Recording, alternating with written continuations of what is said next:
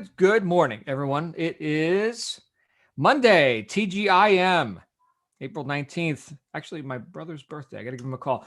Good morning, everyone. John Lavenia here with you, as expected. As expected, right? I was actually the first one on today, which is rare. And I think a lot of people are wrapping up their weekend still. And the second person I saw, besides myself, second person was Evelyn Melendez. And we got to have a little one-on-one time. Evelyn, Madam Chop Chop, thank you for all you do.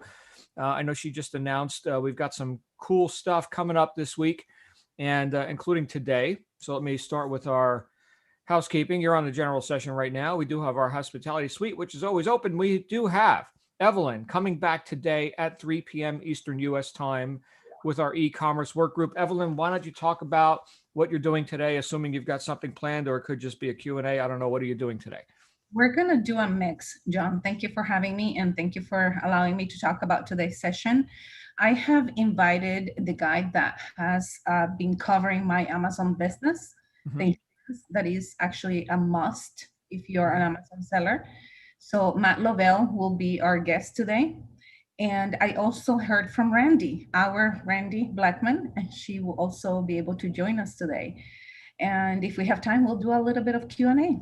So we'll be talking about how important it is to cover your business, from any liability or lawsuits. It's very Right.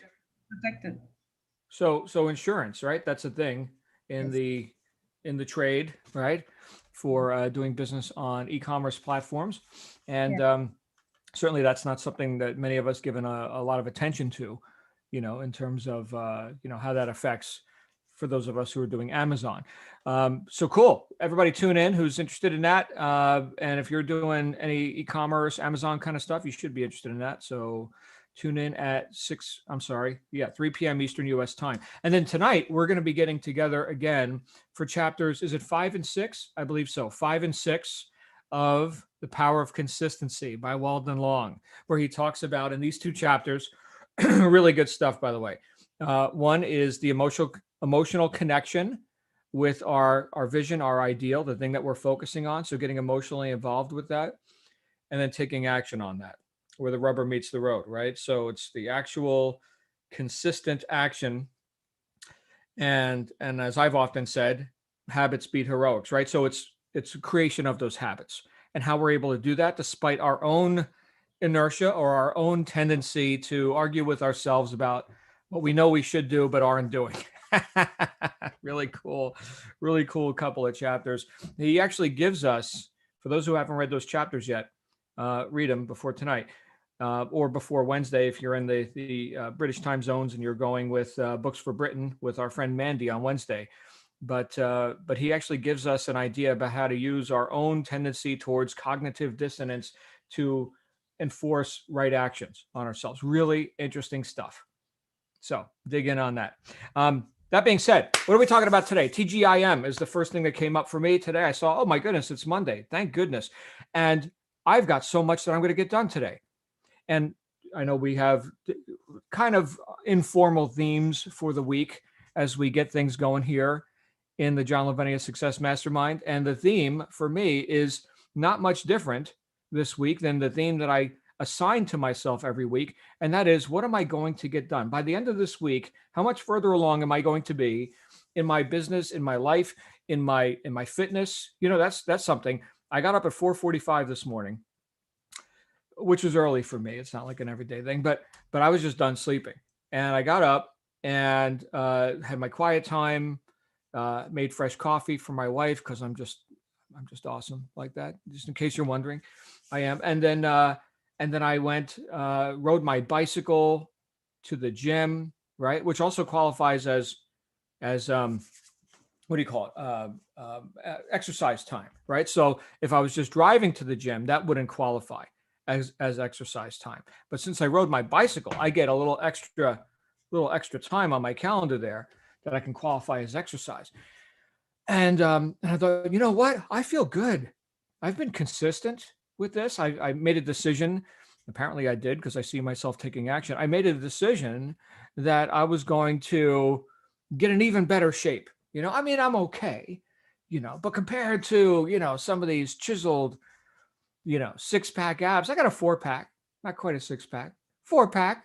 Okay, better than a two-pack, better than a one-pack. But you know what? Damn it, I deserve this. I'm going to be 51 next month, right? Well, let's do it. If not now, then when, right? And so I was appreciating my own commitment to just being consistent, the commitment to being consistent. And then I was thinking, what am I expecting? And here's where my mind was going today, just before we got on. What am I expecting?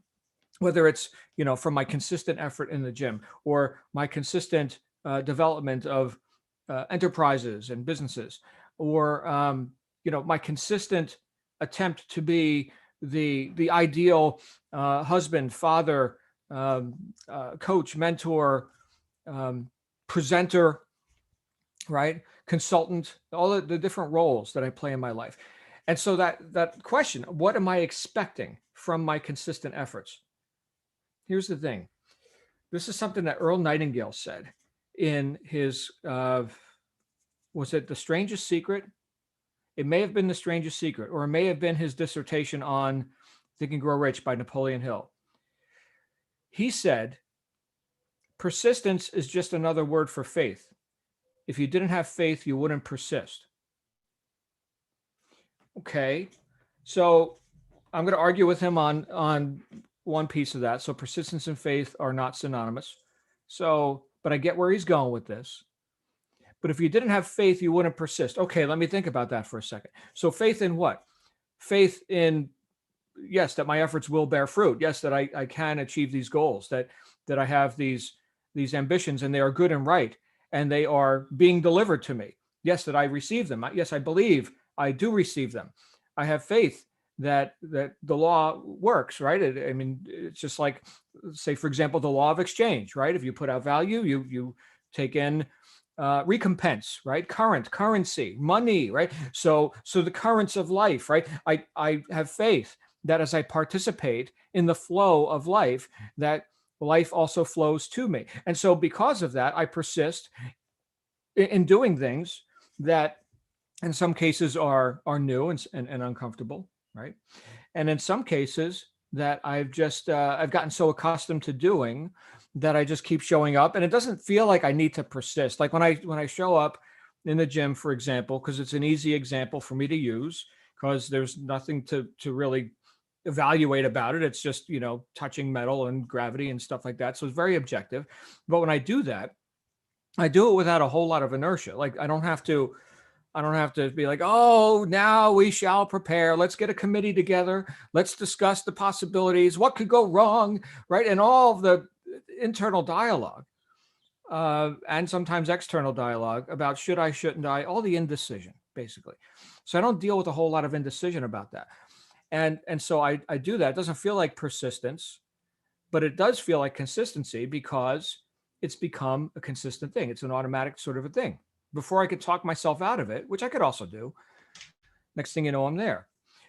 In our lives, so that's just one example, but in our lives, we do more than just, hang out at the gym. I don't know, some people are total gym rats and they're in there, hours and hours a day. I'm in there for about a half hour. But how about in our business? Are there things that we can congratulate ourselves on that we are doing consistently? And are there things like Weldon Long's talking about in this book? Are there things that we know we could be doing that we haven't done? It's just a question of integrity. As I'm reading Weldon Long, I'm thinking, yeah, man, I totally get it. Yeah, I wrote a whole book about this too. I get it. That doesn't mean I've arrived or anything. Like I get it, like I'm manifesting fish and loaves or something. I don't get it to that degree, but I get it to the degree where, yeah, I've pulled myself up out of the gutter and now, look at these results, right? That's something of note, I think. And so it comes down again, for me, it comes down to expectation right now. And this is one of the first things that I talked about with Evelyn when she first got on. It was just her and me all by our lonesome. And I said, well, just you and me here today, right? Well, I'm here because people are expecting me to be here. So here I am. So I keep showing up, right? So people are expecting me to be here. So I keep showing up. One of those people is myself. I expect me to be here. I expect to participate in the activities of my Monday. And I think a lot of times when we look at how most people live their lives, and this is not being critical, it is just stating the obvious. A lot of times people think, oh my goodness, it's Monday. Oh, this sucks. Isn't the statistic something like more than half of all like heart attacks, cardiac arrest is like Monday, right? Monday mornings. It's like a busy time for the ambulance. And why is that? What are people expecting? Okay, so I'm driving to the office and I'm expecting what? To reach my goals? Probably not. Now that's a shitty way to live, huh? I mean, here we are trading our lives for something. And look, if you got an office job or you got a factory job or you're running the tractor, fantastic, right? But can we, like Wallace Wattles talked about in The Science of Getting Rich? I know it's been weeks since we read that, and we have a tendency to forget stuff, but can we not make those actions also efficient? What did he mean by efficient? He meant that we put our focus and our faith into that we put purpose. Remember the words that he used: purpose and faith, right? We focus on those things as we do our actions. And then what? We expand. We outgrow our position. We more than fill our space in life or in the office or in the factory. We more than fill that space because we have focus on purpose and faith, regardless of what the action is. So now I'm thinking back to Earl Nightingale. If you didn't have faith, you wouldn't persist. Okay. So faith in what? This isn't a religious conversation, by the way.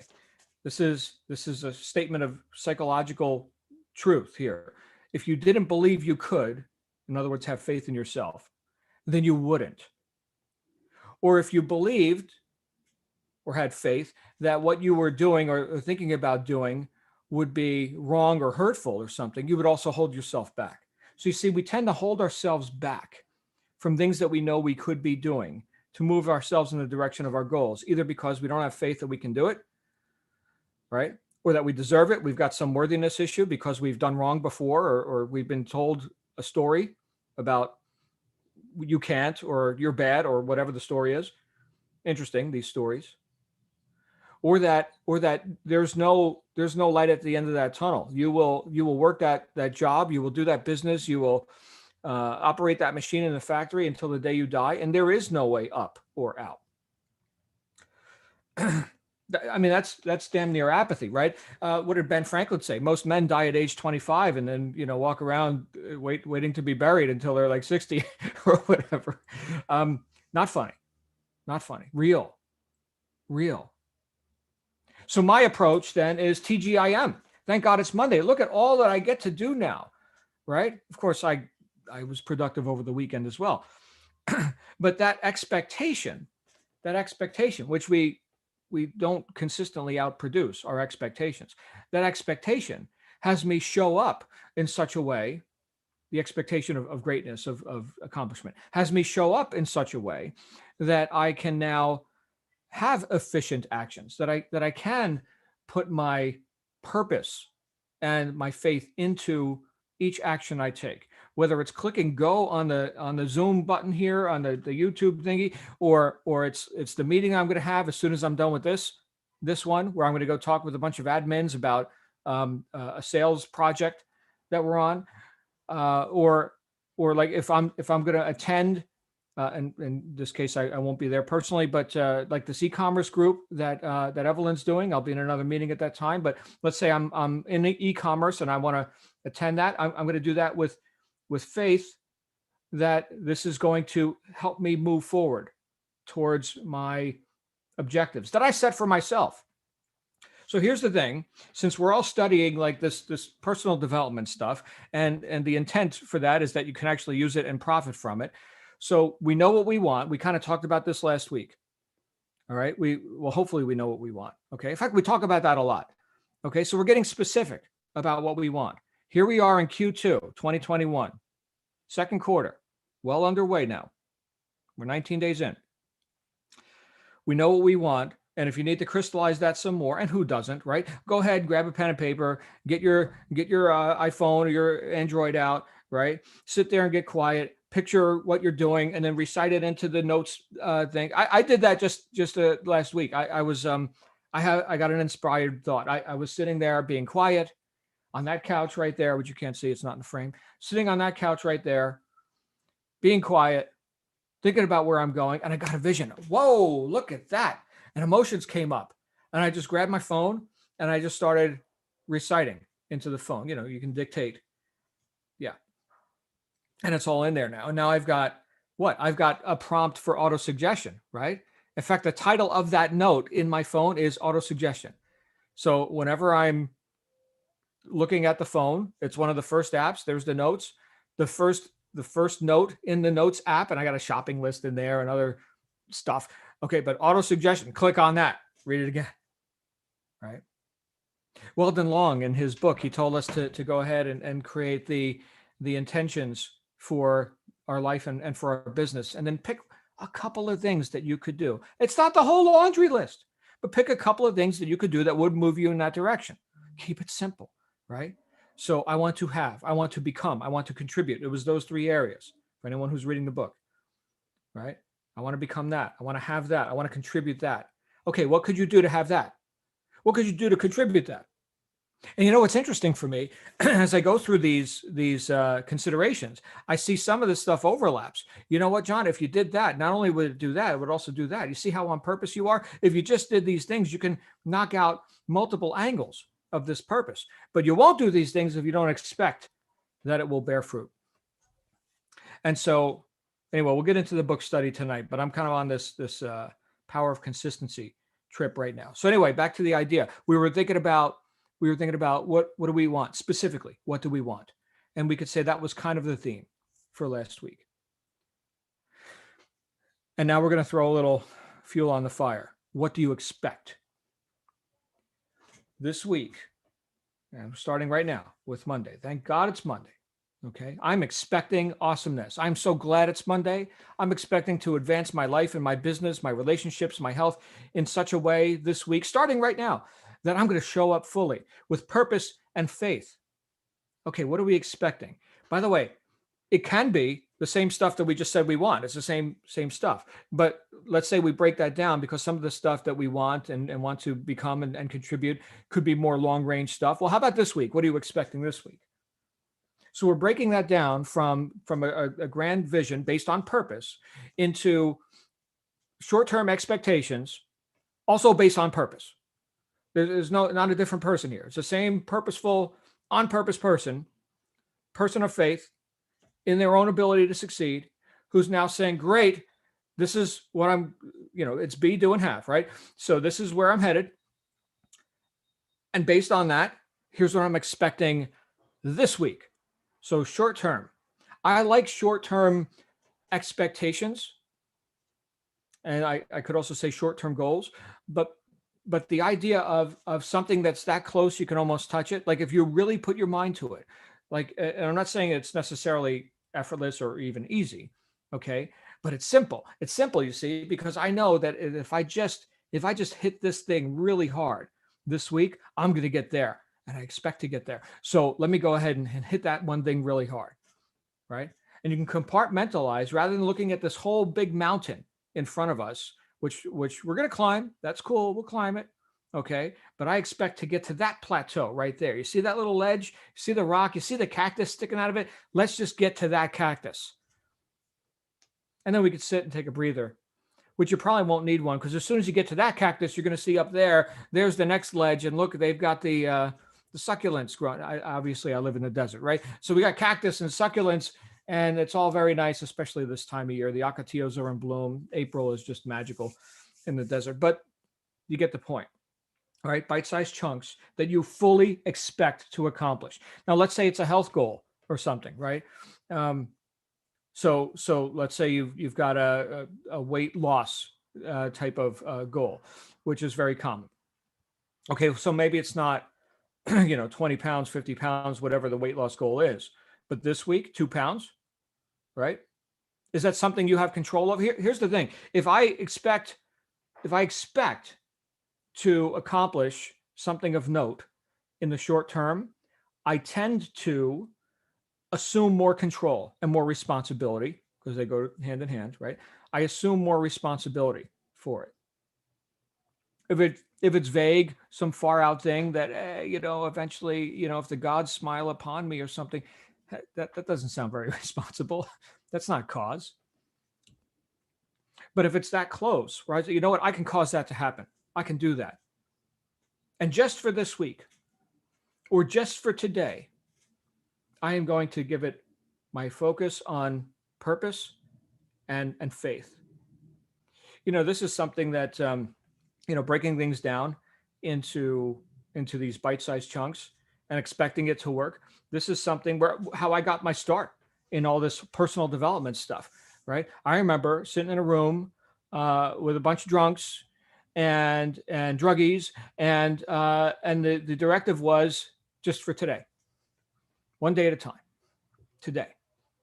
And then show up here tomorrow, and then you can make another decision tomorrow. If you want to drink, you want to get drunk, you want to kill yourself, you want to get sober, make that decision tomorrow. But today, make a decision just for today that you're not going to put, alcohol or mind-altering chemicals into your body. Just today. And then you can make that decision again tomorrow if you want. And that very mild gradient, right? It's the power of consistency. Once again, can you make that decision again tomorrow? Of course you can. It's just one more day. Next thing you know, you got a habit, or you've replaced a habit of self-destruction, or in our case, I don't know, we're talking to anybody here who's drowning in alcohol or anything, but in our case, a habit of an unresourceful habit of putting things off, an unresourceful habit of equivocating, making excuses with ourselves, being vague with ourselves, right? Procrastination, putting things off, indecision. I'll stop the list because I see people are getting nauseous, right? So can we replace that habit of talking ourselves out of doing what we know we should have been doing all along? Can we replace that habit just today? We're not going to replace the whole habit. Like here we are, and this big heroic, awakening or something. Although that is a possibility, and that does happen when the necessity level is high enough, when it's like do or die. But most of us are not in that position. So can we say just today, and I'll make it whatever decision I want to make tomorrow, but just today, I am going to be freaking awesome. I am going to be the best Evelyn, the best Sonia, the best Giovanna, the best Mark that I could possibly be. Just today. Prepare, ladies and gentlemen, for the spectacle that is the ultimate Mark Riggle. Here he comes. Just today. Tomorrow he could be a terrible loser. I don't know. But today. I love you, Mark. And then it starts to occur as effortless. Well, why do people, here's the thing, why do people expect me to show up? There was a time in my life where I was always late. I was late for everything. And I realized how disrespectful. Like I did have an awakening. I was like, man, how's my integrity? It sucks. Right? I wrote about this in the book too. And so then I became very punctual, like early even. And you guys know my policy. If you can't be on time, be early. Right? So you want to make excuses? Right. Make excuse for why you got to even be early. So perhaps I overcompensate a bit. But now what does that create? Oh, if there's anybody who's going to show up and get it done, it's John. Does that open up opportunities for me in my life? Oh yeah, it does. Right? You need something done. You know the saying, right? You need something done, give it to a busy person, right? So that doesn't directly correlate, although, yeah, showing up, being busy, I guess they kind of correlate. The point is that now I get to occur in the lives of society, which includes customers and clients and my family and whoever, as someone you can rely on. I used to not be that. And it wasn't an instantaneous thing. Now suddenly I and everyone else is going to expect me to be that high producer, reliable person. It was something that I decided in one day and then made a one day expectation for myself, fulfilled that expectation, did it the next day, the next day, the next day. And now My goodness. If I'm going to be like late or something, I'm like on every communication line, text them, call them, send the damn army, do whatever you got to do to let them know I'm going to be 5 minutes late, right? Because that's become who I am. You can do this with any worthy ideal. The point is to break it down into bite-sized chunks that you expect that you can accomplish. Am I making any sense? Somebody else come out here. Somebody save me on this. Hopefully this is making sense. This may sound too simple, right? Well, of course, John, just do what you say you're going to do. Yeah, of course, friggin' of course.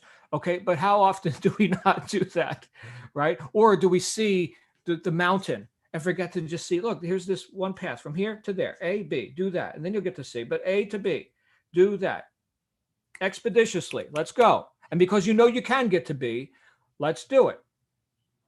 Expectation. We do not outproduce our self-image of what we truly expect and have faith in ourselves that we can accomplish. And I'm saying, let's take this week to accomplish something spectacular that we expect that we can, and we're going to turn up the heat on that thing. And we got all different businesses, different goals, different objectives, right? The fitness thing, the business thing, the relationships thing. Fine, it's your life. Do it. The point is to do it and to expect that you will do it. And then you can make another decision. Who knows? See what you decide after today, after this week, right? The good news about this too, and we're open for discussion, by the way. I'm waiting for hands. The good news about this too is that you can decide if you're going in the wrong direction. You can decide that more, based on action. What's that saying? God can't steer a parked car. Oh, I'm looking for guidance. Okay, well then do something so that we can adjust, we can optimize, right? So I'm going to screw this up, but it was somebody said this to me. Maybe I won't screw it up. What am I expecting to do right now? Okay, so whenever you're learning something, three times to know about that thing. The first time that you do something, let's say for example golf. Okay, so the first time you do golf, okay, you go to learn what it is. Okay, so that's your first attempt at golf. You learn what it is. The second attempt at doing this new thing is you learn how to do it. And the third attempt to do this thing is you learn whether or not you want to do it or like to do it. So like a lot of times people look at actions as distasteful, and they haven't at least done them 2 times. They're not moving, in other words. How can they make an assessment? How can they make an assessment about whether or not this is even good or right? It's like people take advice from people who have failed at stuff and think that somehow that's good advice. This person doesn't even know what it is, right? Right? So you gotta attempt. You gotta put yourself in the mix. You gotta take action to even know what it is or how to do it, and then you can make an assessment of, do I even want to do this? Right? Hey, I'm barking up the wrong tree. Let me about face or something. Okay. People sometimes, like in the opportunity world, talk about doing their due diligence. Floor is open, by the way. Anybody wants to talk? They're going to do their due diligence, and they've got no experience in that business, that industry, or being successful. Like their statistics, they don't have any statistics, right? So they're going to do their due diligence. They're not qualified to do due diligence. Like, what is my opinion worth? And so I think that is also a statement of humility when we look at, what, my best thinking got me here, but not further. So let me seek some guidance. Like today with Evelyn's group, right? You're going to have guidance on liability insurance or whatever that looks like in the e-commerce world, which I'm personally not in. Okay. But let's say you're in that world. Okay, fantastic. Seek guidance on that, unless you already know, and you know that you know. If you know that you don't know, well, then go talk to somebody who knows, right? Unless you're immortal and you've got time to piss away. I mean, go get some guidance on that, right? Somebody sell me insurance over here. Okay, I'm done talking now. We're 29. We're 29 minutes in. Anybody else have any thoughts on this? I am not seeing any hands. This is a quiet group this morning. Evelyn, come on out, my friend. I'm here. I'll save you. Just kidding. You're absolutely right. We have to take advice from the experts. And we also have to take action. How do you eat the elephant is one bite at a time, and hopefully we're not eating an elephant, but when something seems too big, too difficult to tackle, don't get scared. Don't go into like hibernation. Move forward, and give it a try. Take one step in front of the other. Take it slow. You don't have to rush through it, but learn the ropes. And this applies to absolutely anything and everything. Don't say no to something that you don't really have never tried, have never put any effort on it.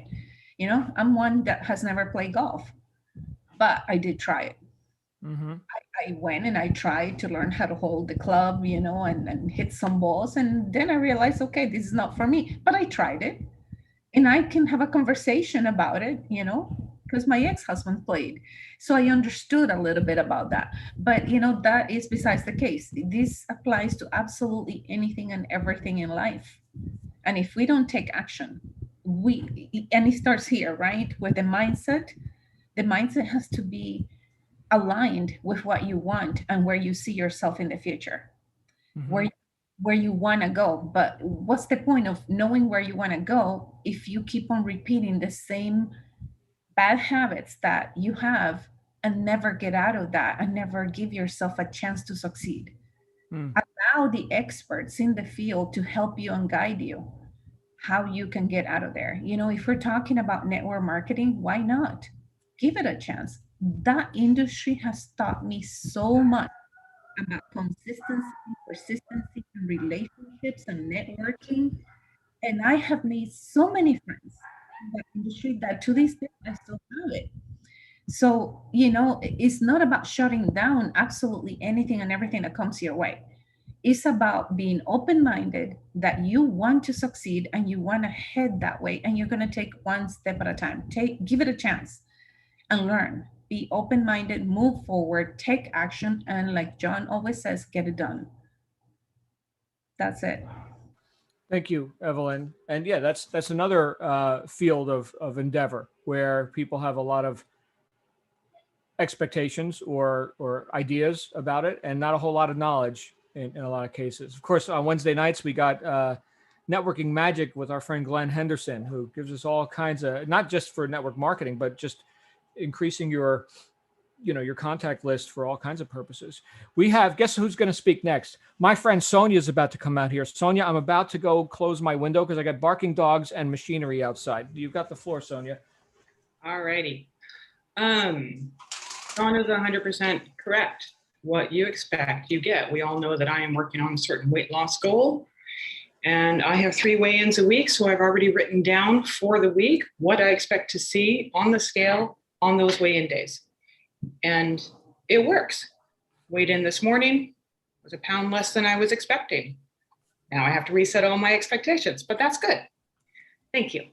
But anything new takes time, takes an investment of time, money, and energy. Started a new workout program this morning. I'm doing everything in 4 reps. I'm doing tempo work. I haven't done that in a long time. First rep sucks. You don't know what you're doing. You're slow. You're messing up the tempo. You're losing count. It's just a mess. Traditionally, my second rep is my best, and then the third is my strongest. But in a new workout, that's not going to happen. Second one, you're starting to get your feet. Now you're understanding what is expected of you, what you need to do, and then you're just trying to do it efficiently. The third rep, you do efficiently. The fourth rep, you're sweating your ass off, but you got it. So, and a lot of people want to be an expert right out the gate. I'm so guilty of that. I know everybody in this room is guilty of that. We all have that. We don't want a learning curve. We want what we expect right now, without wait, without hesitation. But there is a learning curve. There is always that time. There is always that investment. There is always that learning curve that you have to first suck. Cardio is never fun. The first 10 minutes of cardio suck every time. Doesn't matter if you enjoy it or not. The first 10 minutes until your muscles get into what you are doing and what is expected of them, you suck. Second, third rep, you start to find your pace. By the fourth time, you nailed it. So set your expectations, because you do buy into what expectations you are setting for yourself. And if you feel that little niggle in your heart, well, I want to do this, but you're not going to show up. Mm. You get that little but, you get that little, oh, I don't know if I can, you're not going to show up. So make it an expectation that you can believe you can do. Even if it's smaller, at least it's movement. You're moving your feet in that direction. You're getting progress started. And progress is happiness. Stagnation is death, but progress is happiness. So set your expectations. Make it believable for you. And just keep showing up. And eventually, after the first and second and third try, you will get it. And you will rock it. Mm. Thank you. Thank you, Sonia. So this is the idea of you're persisting because you have faith that you actually can. There it is. So this shows up in the gym. This shows up, and look, microwave results, instant, magical, easy buttons, and all this. I mean, that's a hot sales pitch. We see it every day on the interwebs and all that. But I believe in strength of character, right? I think that when Sonia shows up at the gym or in business, it's the same Sonia, the one who gets it done, the one who has some purpose and faith in herself and in her ability to cause benefits in her own life and in the lives of others. That's the person who gets my vote, right? So yeah. And look, the validation of that, and I know we've talked about this in this group before. Sonia, I've heard you talk about this as well. The idea that others, let's say right here in this group, are also expecting greatness of you, right? How do people view Sonia? I view her as a very competent, on purpose person. Well, great. Now she gets to live up to that too. Well, I guess if John's expecting that, well, maybe I should expect that of myself too. So it's kind of like, it's kind of like unfair advantage.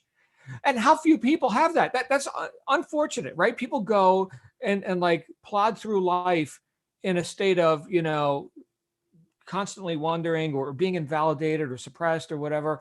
That's why obviously Mastermind Group is so huge in my life. Okay. I know I've been doing some form of this for decades now. But think about that. Think about how that augments our own faith and our ability. So Sonia, thank you for that example. Congratulations again on your exceeding your targets. Yeah. Nice. That happens sometimes too, by the way, folks. I've missed targets. I've also exceeded them, right? So bite-sized chunks. Let's see what we can accomplish this week. Adrian, you've got the floor, my friend. Hi, John. How are you doing? Monday morning. You're pleased to see Monday. Me too. Got a long list. I'm calling you later today, by the way, too. I got some good news. We're going to get some. Oh, good. Okay, great. I'm around. No, I love the idea of having a go and just doing something, because this is what happens to all of us. You say, hey, I need a good chunk of time to get that job done, practice the piano, play the guitar, whatever it is, go and play a bit of golf. And of course, you don't get the 2 hours, you don't get the hour. You've got to just do a little bit every day, and it really does work. And I love your ideas on that. There are whole books on 10-minute routines, 10 minutes a day. And I had this conversation with somebody about learning the bass guitar about a year ago. Said 10 minutes a day, and you're going to see what happens after 6 months. And they've stuck at it for the year, and they're playing pretty well. So, if you've got your target list, as you say, at least look at the ledge that you can see and just have a 10-minute session, 15-minute session, put it down. As long as you do that every day, you won't lose the thread. You lose the thread when you put it down, don't come back for a week. So, trying to do that hour, even if you get the hour, you put it down for a week, 10 minutes every day, you're in the groove, you remember what you did yesterday. It really does work, actually. So I love your thoughts on that. I just, I do find that works. Yeah. It's not rocket surgery, folks. It's just consistency. Thank you, Adrian. Good to see you, brother. Guess who's about to talk? Can you guess? We've got the one, the only Jamie Young. What is going on, man? Good to see you. What's happening? Good to see everybody. I ducked in late. Sorry. I was listening to Evelyn and just talking about making the mistakes or the just over and over, and that's the whole thing about the definition of insanity, right? Doing the same thing over and over again, expecting the same result. Or expecting a different result. It's true. And we get into that rut. And then listening to Sonia really hit home, because I've been on a journey since February 21st. I'm down 27 pounds. I I took everything. I started on, it was a Sunday, and I looked at this program. A neighbor had done it. And it was almost like keto, but not keto. It was almost like Atkins, but not Atkins. And basically got rid of all the grains and all the sugars in my life, and gave away or threw out close to $400 in food on the next day, Monday morning, and just changed my lifestyle. And to that end, Sonia, what I want to tell you this is that last year I had a physical, and this is the results-oriented piece of this. Last year I had a physical. I was overweight. I still have more to go, but I was overweight, probably the worst shape of my life. Doctor said you're high blood pressure, you're high cholesterol, and you're pre-diabetic. And I about went nuts. I screwed around and I did what, kind of what Evelyn referred to earlier. I just kept doing the same thing, expecting, wasn't doing anything concrete, but expecting bigger results. So finally I got to talking to some guy, and he said something what resonated with me. He said he had some joint pain and he had some kind of like a pre-celiac kind of thing going on. And he went on this program, and that resonated with me. And that was that Saturday, the 20th. And I have now, this is the 7th week, had a physical 2 weeks ago, got the blood work back last Friday. Cholesterol is normal. Blood pressure is normal and no longer pre-diabetic. So the weight loss to me is a bonus, right? Great. Now I go on a shopping spree in my closet. I didn't even have to go to the store. I had 2 pairs of jeans that fit. Now I have 9. I found some with tags on them I hadn't touched in forever. T-shirts I'm wearing that, I looked like I was a potato sack. Anyway, the health aspect of it was the core, and I didn't really recognize that till I had that conversation and saw the results of what happened. And then of course, clothing and weight loss and being healthy, and that's what it is. Because you get to a certain age, and you really need to take care of what you reside in, because it really gets harder as you get older to reverse the effects, as we all find out. So anyway, Sonia, keep going, man. It just day to day, every day. I loved your analogy. Get on the scale, you lost a pound, reset your goals for tomorrow. Maybe it's another pound. Maybe, you know what it is? It's not another pound. It is what it is. And you strive to that, to get to there. So if you worked hard today, but it was only a half, it's a half. If you worked hard today and it was 5, it was 5. What I try not to do is say, okay, I want to lose 60 pounds. I want to lose what I can lose today, and what does it result tomorrow? That's the small steps. And John, you were talking about the path and looking at A. You can get to B. When you get to B, get to C, get to C, get to D, and so forth. And that's what this is. So you don't want to do too much, because you possibly set yourself up. Your goals are too lofty, and you set yourself up maybe possibly for some failure. So all bad, but it's the other side of it. The success is what's really pushes you. So that's my input today. Thank you, Jamie. You pressed some buttons here, metaphorically. We're going to get Adrian and Edward out here again, but you had 7 weeks to transform your blood work, your overall health, right? Based on what the doctors say. Also, there was a weight loss experience in there. Were you just eating pepperoni pizza 3 times a day, or like? I was a garbage can. I was making pasta, and I have a 16-year-old, daughter with 2 hollow legs. It was pasta, 3 times a week. It was pizza. It was, I'm not a big drinker, but I love wine and beer. I haven't had a glass of wine. I had 1 glass last night with some friends at dinner, and that was the first one I had in 7 weeks. So I totally went cold turkey on the things that I love. Mm-hmm. And I got rid of that stuff. If I want to eat a pizza, I can have dairy. If I want that grease and the pizza and the pepperoni and the cheese, I just leave the slice right there. I don't eat the bread, but I stay away from that. And then I have like a Sunday's a cheat day, but the last 2 weeks I had a little bit of a cheat day, and I get up Monday morning and I feel like crap. Cheat days aren't even. Well, you got some people asking they want data.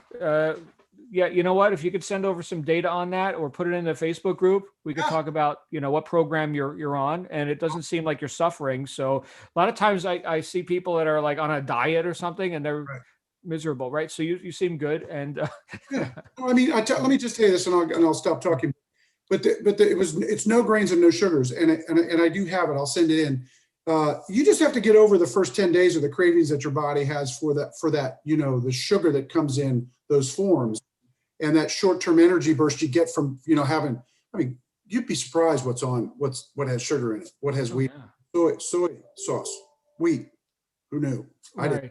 So, if you get over that first 10 days, which I believe is in this package, you got to get past the cravings. The first 10 days is tough. And then you set yourself up with a lifestyle, and I lucked out. I got good results, and I want to keep going. So I don't want to stop here. So beautiful. Thank you, Jamie. Yeah. All right, everyone, look in the Facebook group. Jamie will post some stuff. Adrian and then Edward. Hey, Adrian. Hi, me again. I won't stop Edward here. What Jamie said just reminded me. I spoke about the U.S. Olympic swimming gold medalist, John Neighbor. Look him up. What he did is he was a late starter, high school swimming, then got pretty interested in it and decided he was going to be a competitor. He wanted to get to the Olympics. He didn't stand in front of the mirror every morning doing his affirmations saying, hey, do I see the face of an Olympic gold medalist? He tells everyone, I did not do that. What I did, he worked out what the world champion's time was, what his time was. He got the difference and said, that's so many seconds in 4 years, because that's when the Olympics is. So do I see in the face in the mirror of somebody that in the next training session can do 0.00 whatever seconds better?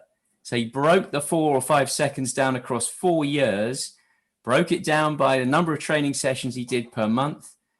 And then that was a very precise, that's all I have to do today. If I do that, I'm going to win the gold medal. And that to me was absolutely brilliant. And it takes away the mountain. You're just then looking at the next session because the mountain's been calculated already. So I really love that. Beautiful. Yeah, breaking it down. That's achievable. Well done. Thank you, guys. Edward, you've got the floor. Come on out, brother. Okay. I'm going to tell you what's really coming up for me out of this whole conversation is the word outgrow, because if you think about it, all these small steps are a way to get to a point of outgrowing. I've got 4 grandbabies. I've got one that's 9 months. I've got one that's 3. I've got one that's 4. I've got one that's 7. And I see the maturation in them as time goes by. And I know that each one of them had to learn to eat and to sit up and to, breathe and read and cry when they're wet and whatever the case may be. And it's kind of like what we do. We all have to mature to a point of number one, being a youngster in whatever we're doing. And then we mature and we outgrow being a youngster. And then we get to the point of being mature. And then we get to the point of being an elder. So really what we're talking about is, taking care of today as a youngster. Because if you take care of today as a youngster, soon you'll be maturing and you'll outgrow that space. And you'll become more, and you'll become better, and you'll become more mature, and you'll become respected as an elder. Because if you stay where you are, you won't mature, you won't outgrow that space. And if you're staying where you are by your results, by where you are and where you end up. So basically, if you aim to outgrow the space you're in, then every goal you have will be fruition oriented. I mean, you'll have it because you no longer fit where you were, and it'll be obvious. You'll be discomforted, kind of like, losing weight, as we were talking about just a minute ago with Jamie. When you want to do something like that, you've got to realize that, look, these clothes, I used to fit these clothes, I used to fit them. I don't fit them anymore. I've outgrown them, and that's not good. So guess what? Let's go look at the closet. And let's see what I've got to do. And that goes back, to what we just talked about just a minute ago with Adrian about, let's see what the difference between where I am and where I want to be. And then you've got to outgrow where you are and, reduce and understand that, hey, I used to be here, but I've outgrown it. Now I'm back where I want to be. And everything that goes along with that. You've got the health benefits, the longevity benefits, You've got the ability to affect other people's lives much longer. Like I read something yesterday, and a guy asked me, he said, what are you thankful for today? And I said, just being included.